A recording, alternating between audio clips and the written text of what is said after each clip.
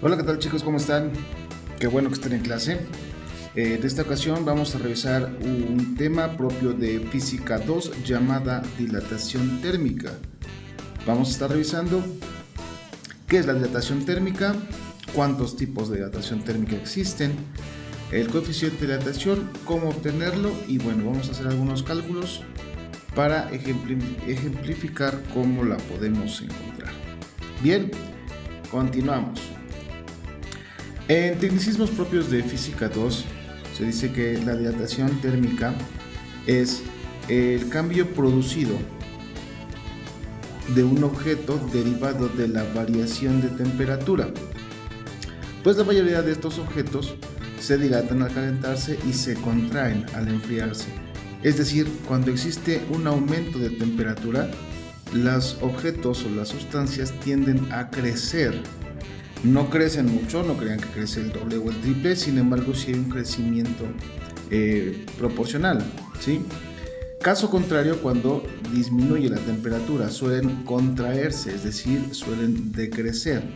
Muy bien, a este crecimiento derivado del aumento o la disminución de temperatura se le llama coeficiente de dilatación.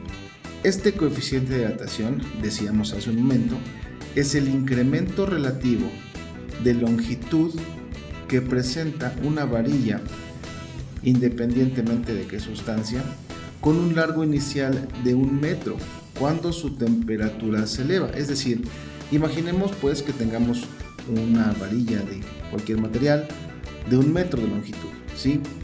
Cuando en esa varilla varía la temperatura, es decir, aumenta 1 grado centígrado, existe un crecimiento proporcional. A ese crecimiento se le llama coeficiente de dilatación. Este coeficiente de dilatación normalmente lo identificamos con la letra alfa, ¿sí?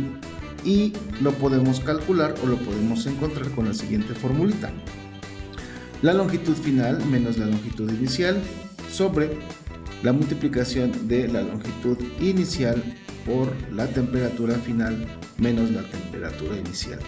Estas dos longitudes, tanto la longitud final como la longitud inicial, suelen calcularse en metros, ¿sí? Para mayor facilidad. Y las dos temperaturas, tanto final como inicial, suelen calcularse en grados centígrados para nuestro sistema. Existen, como lo decíamos en el inicio del video, diferentes tipos de dilataciones.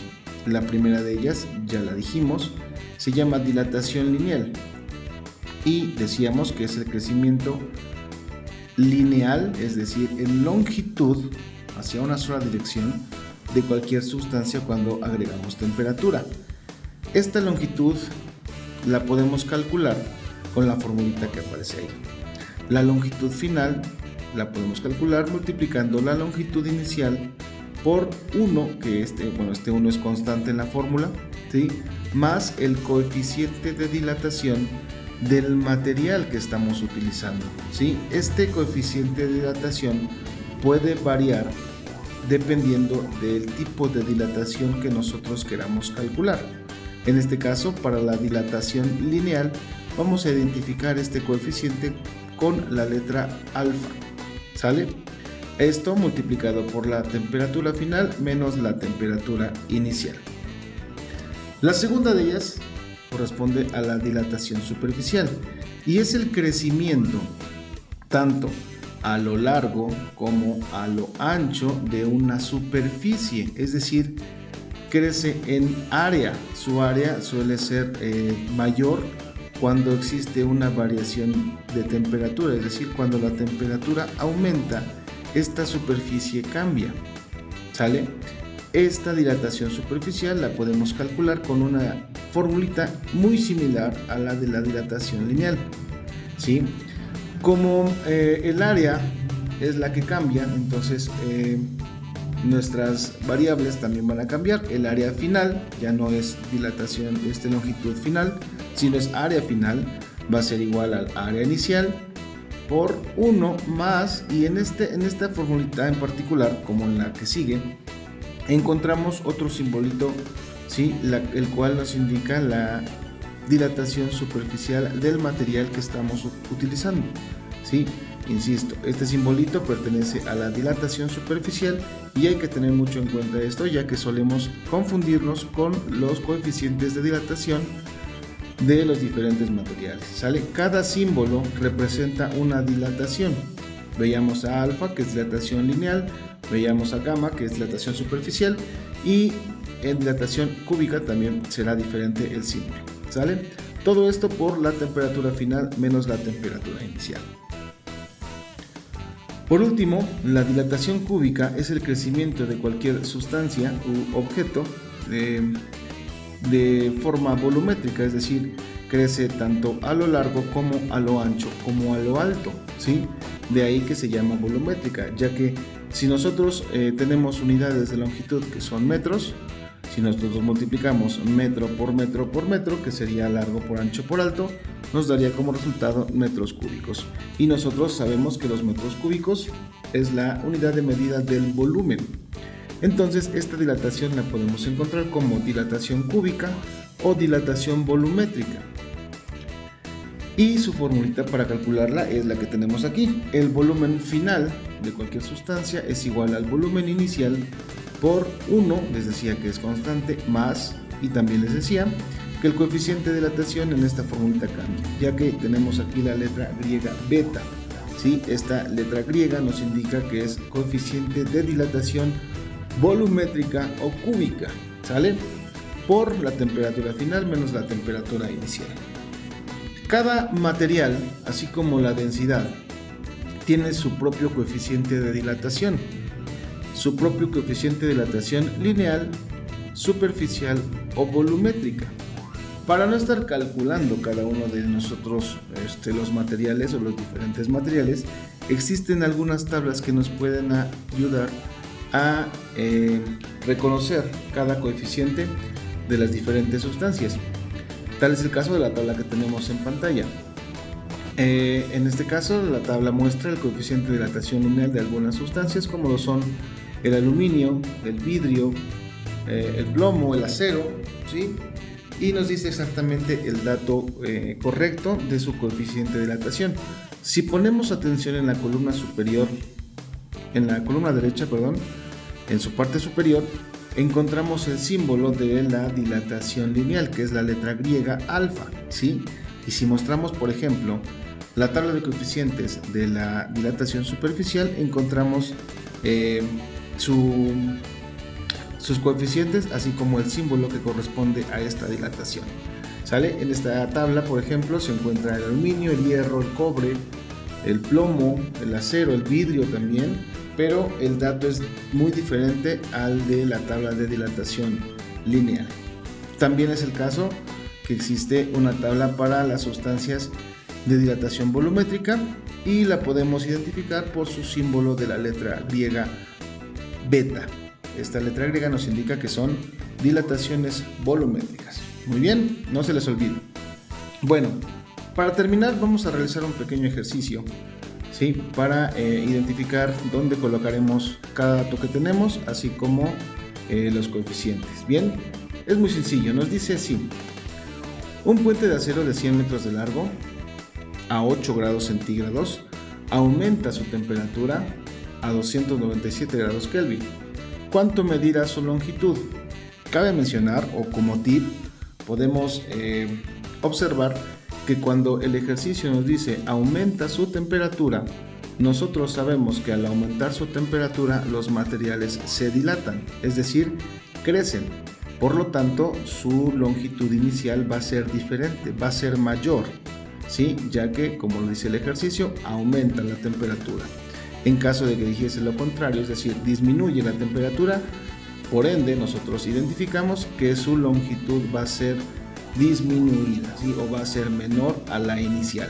Bien, otro punto que hay que tener en cuenta es que dijimos anteriormente que las temperaturas las medimos en grados centígrados y aquí tenemos una temperatura que se representa por grados Kelvin. Entonces nos indica que tenemos que hacer una conversión de unidades y por ahí tenemos que aplicar escalas termométricas para la conversión de estas temperaturas. ¿Ok? Bueno, Si nosotros colocamos los datos que tenemos en la formulita de una longitud que nos indica la dilatación lineal, nos quedaría, que es esta de acá, ¿sí? Nos quedaría de la siguiente manera, ¿sí? La longitud final es igual a los 100 metros iniciales que tenemos, ¿sí? Por 1, que es constante, más el coeficiente de dilatación lineal de la 0, que corresponde a 11 por 10 a la menos 6, por la temperatura final ya convertida en grados Celsius, lo cual corresponde a 24 grados centígrados, menos la temperatura inicial, que corresponde a los 8 grados centígrados. ¿Sale? Con ayuda de una calculadora podemos calcular este resultado, el cual, bueno, si nos damos cuenta, esos 100 metros corresponden a la longitud inicial, el 1, que es constante, coeficiente de dilatación lineal de la 0, temperatura final y temperatura inicial. ¿Sale? Todo está en su lugar. Ahora sí, calculamos ese resultado y tenemos que es 100.0176 metros. Como le decía al inicio del video, la longitud lineal superficial o cúbica o volumétrica, ¿sí? No es en demasía, no crece en demasiado. Sin embargo, existe un crecimiento proporcional en las determinadas sustancias. ¿Dónde podemos ejemplificar esto? Bueno, existe algunos patrones en la construcción de vías férreas, ¿sí? El cual cada terminación de riel, que normalmente son de acero, dejan un pequeño espacio precisamente para que la dilatación de este material no entorpezca la instalación del siguiente riel, ¿sí? Dejan un pequeño espacio para que exista una dilatación y al dejar este espacio, bueno, los rieles no chocan entre sí ni provocan accidentes en los trenes. De la misma manera, al colocar cemento hidráulico en las autopistas, si nosotros ponemos atención, en cada terminación de bloque de este concreto hidráulico existe un espacio, el cual normalmente es rellenado por caucho que ayuda a que el concreto, al dilatarse, amortigüe el crecimiento con el siguiente bloque y de esta manera no fracture la instalación de este concreto hidráulico. Sí, de manera más particular o simple, cuando nosotros construimos las banquetas por las que normalmente caminamos, estas suelen construirse de manera gradual o de manera salteada. Se realiza un cuadro, se deja uno siguiente y se vuelve a realizar otro cuadro de banqueta. Esto para que al secarse se pueda dilatar su máxima capacidad posible y no fracture, como es el caso del concreto hidráulico, al siguiente cuadro, ¿no? Entonces lo podemos ver en la vida diaria y es un pequeño o gran ejemplo de las dilataciones. Bien. Y bueno, hasta aquí el tema de dilatación térmica. Ojalá les haya gustado. Existen diferentes ejemplos más que haremos en clase. Y bueno, pero por hoy es todo. Ojalá les haya gustado. Cuídense mucho y nos vemos en clase. Bye.